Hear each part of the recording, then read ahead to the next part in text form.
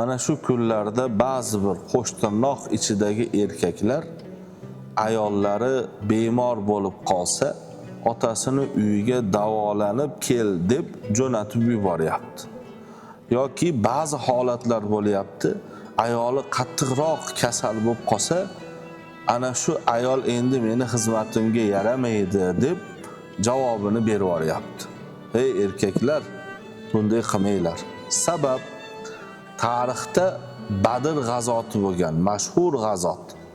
Ana shu g'azot oldidan payg'ambarimiz sollallohu alayhi vasallamning qizlari Ummu Kulsum roziyallohu anha bemor bo'lib qolganlar.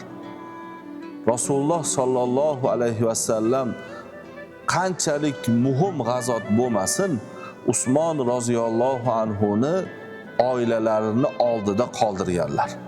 Usmon roziyallohu anhu o'zlari Ummu Kulsum roziyallohu anha onamizga qaraganlar. Shunday ekan, musulmonlar hech qachon oila a'zolarini, ayniqsa ayollarni kasal holida tashlab qo'ymasligimiz kerak.